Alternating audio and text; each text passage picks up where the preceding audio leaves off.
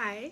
As someone who loves pretty book covers, I usually think that the UK edition book covers are a lot prettier than the US edition book covers, and I'm always super jealous of how pretty the UK editions are compared to how boring the US editions are in comparison, or at least I think they are. So we're gonna look through a few and compare them.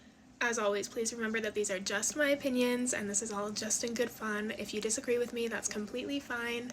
This is just what I think. So first up we have the Six Crimson Crayons duology, and I do actually think that both editions are really great. However, there's just something about the UK editions that I'm really obsessed with. The pastel colors are gorgeous, the art style is gorgeous, and then the way that they look together is just so good. I love them. These books in the UK style look so ethereal and whimsical, and I just think they're beautiful.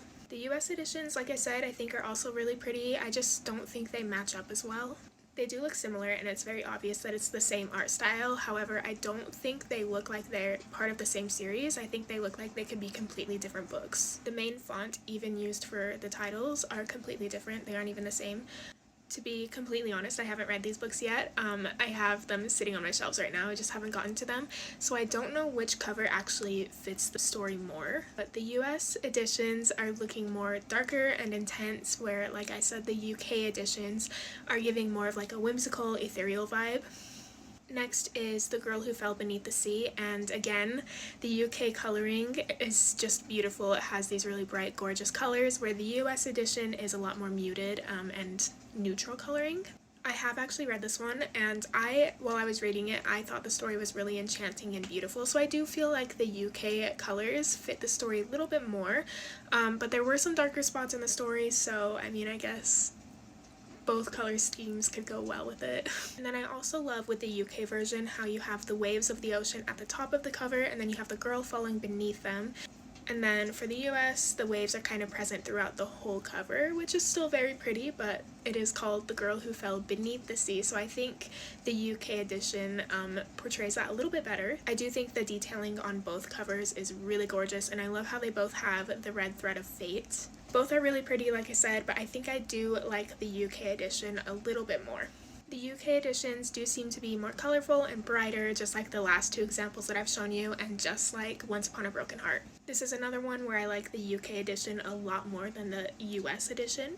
The UK edition has some really gorgeous details, like the foxes running along the top of the archway up there, and then it also has the keys, the stars, the flowers. I think the detailing on the suits of armor is really beautiful, and then the apple sitting at the foot of the one on the right there is a great detail. The US edition is very boring in comparison. All we really have is the gold filigree and like a vague shape of a heart that's broken, and that's about it. They Both Die at the End is one of the rare times that I actually like the US edition a lot more than the UK edition. I mean, the end is right there in the title, so this obviously isn't a very happy, hopeful book, so the bright orange on the UK edition just isn't my favorite. I do love the hourglass, signifying time running out for them, but if we compare that to the details that are on the US edition, in the US edition, the shadow of the two boys is the Grim Reaper, and then in the clouds up above them you can see a skull. You can see the eyes of the skull and the nose. Along the side there you have the clock with time running out, and then that leads to a skull and crossbones at the bottom. And then I love the New York City skyline in the background where the story takes place. And then the different shades of blue I think fit the melancholy, kind of sad vibe of the book a lot better than the bright orange. The US version and the UK version of Chloe Gong's Immortal Longings series are both beautiful, and I think I love them both equally. I absolutely adore the art style on the UK edition, and I love the scenery we get to see there, and the contrasting colors between the red and the green I think are beautiful. But I also really love the style of the US edition. It is a lot simpler compared to the UK edition, and it gives me kind of a tarot card vibe. I love the colors gold and black together, so I think this cover is really classy, it's really pretty, and you all already know how much I love the moon and the stars in the night sky, so I love the crescent hanging in the night sky on the US edition, and then all the little details that are just added into it. Like I said, I think both are really pretty, and I don't think I can actually pick which one I like better. That's all I have for you today. Let me know if you like the UK or the US editions better and what you think about them. And if you want a part 2, let me know, and let me know what books you'd like to see in it. Thanks, much love!